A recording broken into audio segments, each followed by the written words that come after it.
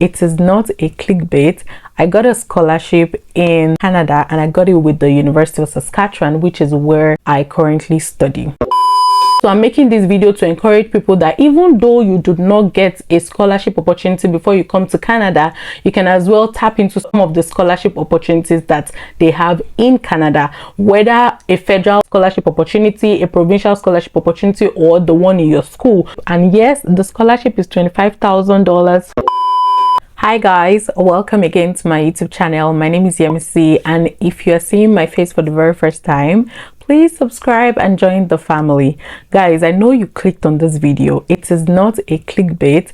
I got a scholarship in Canada and I got it with the University of Saskatchewan, which is where I currently study. So I'm going to give you guys all of the background, everything you need to know. And guys, if you ever doubted my love for you as a subscriber on this channel, just remember today, because right now I am filming at 11 p.m. and this is work day.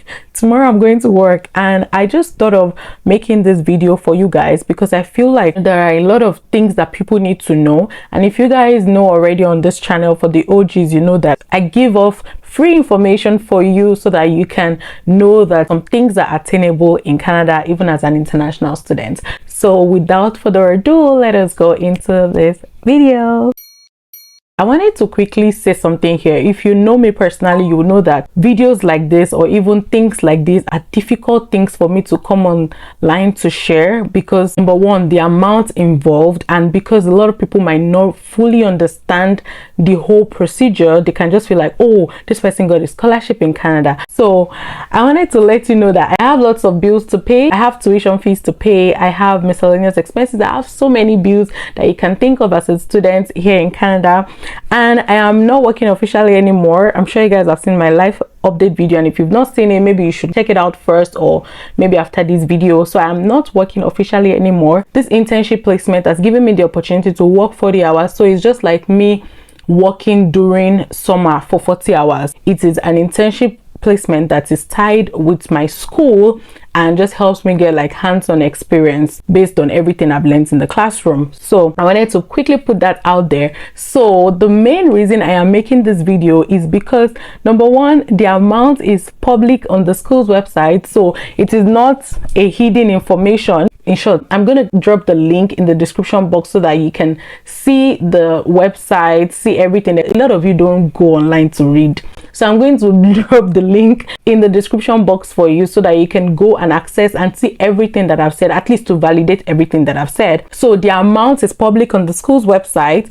It is something that they talk about a lot if you are studying masters in public administration in my school. Also, I'm making this video to encourage people that even though you do not get a scholarship opportunity before you come to Canada, you can as well tap into some of the scholarship opportunities that they have in Canada, whether a federal scholarship opportunity, a provincial scholarship opportunity, or the one in your school. So there are various scholarship opportunities for you. So yeah, I'm just making this video to let you know, because I know people reach out to me and say, oh, how can I get a scholarship in your school to study so course? And if it's not a thesis based program, in University of Saskatchewan, as far as I'm concerned, you do not have to specially apply for scholarship. So they pick up students for scholarship based on the applications that they have, and depending on the one that suits them or that interests them. So the admission committee has that right to pick people that they want to give scholarship. So you do not have to apply separately. Even though I tell you that, I want you to know that this is also an opportunity that you can tap into even while you're in the school. Also,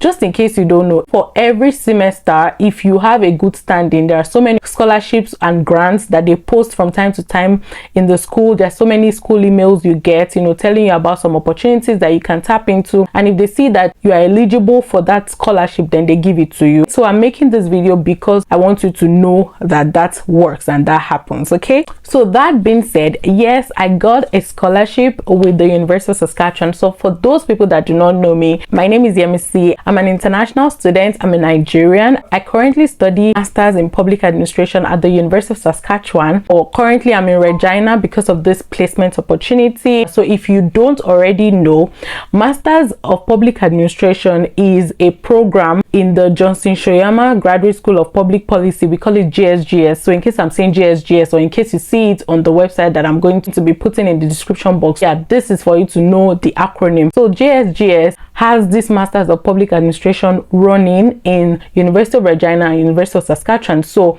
when you have a placement opportunity, you can move to Regina, because that's where Regina is where the government jobs are. I mean, a lot of them. That makes you eligible to continue your program with the University of Regina. So that is also to answer the question of why are you in Regina and how come you're able to continue your education here. Okay, I study Masters of Public Administration at the University of Saskatchewan. And what else? I have a book that I'm looking at, because this inspiration came in at 10 p.m. and I'm like, okay, go wash your face, go do your makeup and sit down to make a video. So this internship opportunity is not entirely a new thing to me. However, I didn't fully digest it when I was coming onto the program, because if I did, maybe I would have added it as part of my letter of intent, telling them, oh, I also saw that you have opportunities for students to be able to explore hands-on experience in the public sector. I never really digested this, so I never mentioned it in my letter of intent. However, it's something that I'm aware of. I knew that there was an executive internship that goes on in that program, but I just felt like, oh, when I get on board, then I'm going to, you know, go with the flow and then, you know, dig deeper. I'm going to be talking about the processes, including documentation. Guys, I want to tell you that if you guys, the OGs of my channel, if you remember in February or March, I kept on mentioning the fact that I was so overwhelmed. That was the period where I was in school, like the semester was running, I was working part-time, it was cold, but then I still had to be preparing on the side for my internship, because it was a very competitive process. And we already knew, like they already prepped us. In short, they told the current interns at the time to prep us ahead. So it's a tradition whereby, for example, if we are leaving and the new batch are coming in, they would select maybe few people to talk to them, you know, just let them know what the internship is about, you know, just randomly like that. So we already knew what we're going into, but oh my god, it was so stressful. It was a 4-stage interview. The first one was for us to have our cover letter, to have our resume, to have our biography, and also to ensure that you have a good academic standing, and also to get 2 references from the faculty. But that one is something that you will always get. Like, I mean, you're a student of this school, so you always get a reference. You need those documentation ready, and then you submit it to an email that you will see also in the link if you go through that website. So after that process, when you get like a confirmation or saying everything is okay, then the next stage is for you to have a briefing note exercise. So a briefing note is something that we're already taught. So that also brings me to, you must, okay, I'm going to talk about the eligibility later on. So one of the eligibility criteria is for you to have already taken JSGS 891, which is public policy professionalism. You don't get a credit for it. It's a pass or fail course, but you must take it. In that course, we were already taught what a briefing note should look like, and of course we had so many materials for us to prep ourselves as well. We had the 3 hours briefing notes exercise, guys. Oh, you know, when you're like, oh, 3 hours, what am I writing? But the truth is that 3 hours will almost not be enough for you.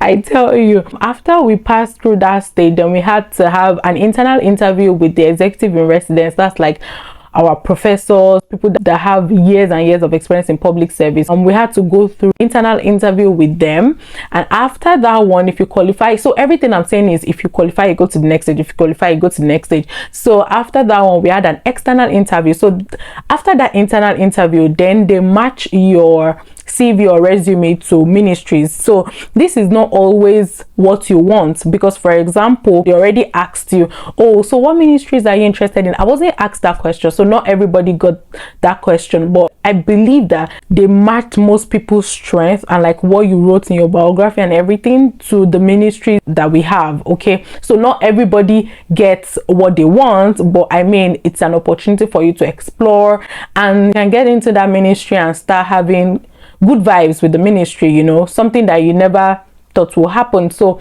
yeah, so not everybody got exactly what they wanted, but if you pass the stages, then you get a place, because we did interviews. At least they must have felt like, oh, you can fit into this place before they accept you. So like I said, after the internal interview, then they marked us to different ministries. So when you get the ministry that you are marked to, then you have a meeting with the ministry. So what that means is you have it was 1 hour, I think it was 1 hour interview. Yes. And guess what, you're talking to people that, I mean, the internal interview is a bit okay, because number one, you are talking to people that most likely lectured you. You're also talking to people that understands that you don't have the hands-on experience. But this time around, the external interview, you're talking to people in senior level positions in government, and like, you cannot just be blabbing. You have to know what you're saying. You have to come correct. You must have gone on their website to, you know, have all the necessary information and just know everything that they do. So it's not as if you are just coming to blab. Like, it's just like coming and saying, oh, Saskatchewan is not a province in Canada, when of course Saskatchewan is a province. So it would just be like, wait, is this girl joking with me? Like, with my years and years of experience in public service, like, who is this person? So you have to come correct. You have to know what you're saying. So yeah, we had that external interview, and if they find you okay and suitable for the organization, then they sign a contract with you and the school. Okay, so that's where the whole process ends, and then you get a contract. So we already got all our, oh, you're successful email in like April. That was even before I came for my summer job. Yeah, so yeah, that's it. So like I wrote down in my book, the announcement has been since April, and internship starts every September till April. So the internship opportunity in my school starts from every September to April. So not everybody starts from September. If you're a federal intern, you most likely would have started in May. Yeah, I'm gonna get to that shortly, just so that I can explain better. But yeah, not everybody starts their internship in September. Eligibility, like I said, I'll leave a link in the description box, so you're gonna see everything in details. But I wanted to let you know that before you can be eligible, you must be a student in the program. That one is a given, right? Also, you must have completed at least 50% of your courses, because for the internship, they don't necessarily want you to overwork yourself. They want you to be fully in the internship, right? So they don't want all this extra distraction or side distraction. You must also maintain at least 75% average of your collective grades. You must not be owing the school. You must not have any hold on your account. And you must be a full-time student, so you must maintain a full-time status at all times. Okay, so after then, of course, when you get the contract, you apply for your co-op work permit, because I mean, international students, if you're a permanent resident or a citizen, then you do not have to apply for a work permit, because of course you have that freedom to work multiple hours. But for international students, we had to apply for work permit. And guys, let me tell you something. You see that point where a lot of people are sending messages in the comment section, and they say, oh, Yemisi, I've applied for 3 months, I've not gotten anything. I've applied for 7 months, I've not gotten any response. I hadn't gotten a response as well, so I was just motivating you as I was motivating myself.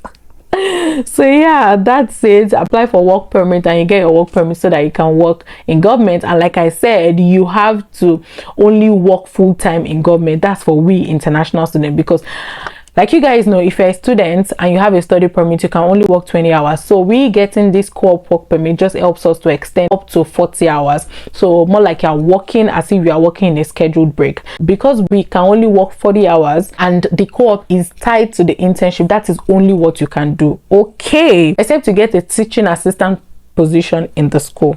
I guess that's the only time.